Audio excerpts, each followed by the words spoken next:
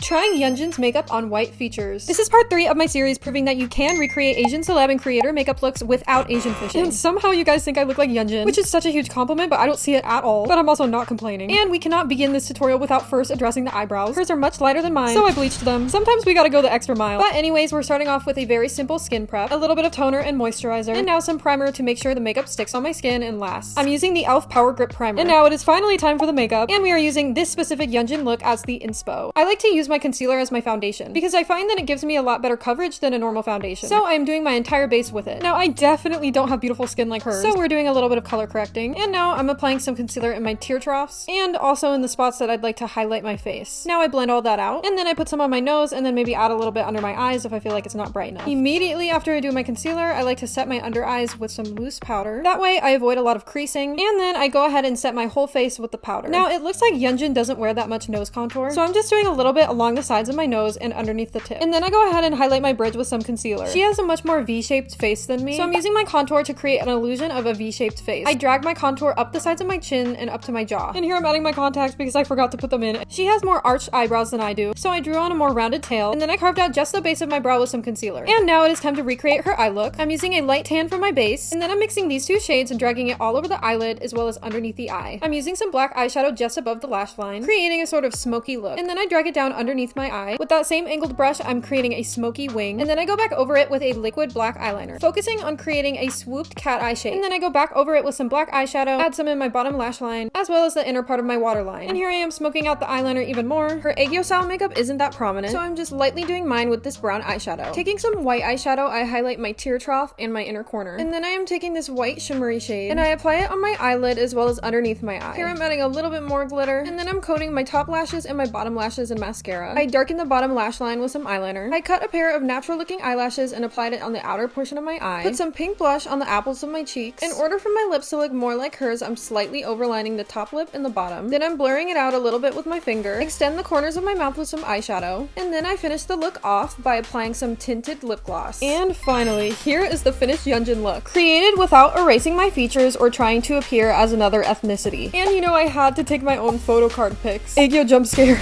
If you would like to see a more in-depth tutorial for this look on my YouTube channel, comment down below. And as always, let me know whose makeup I should try next.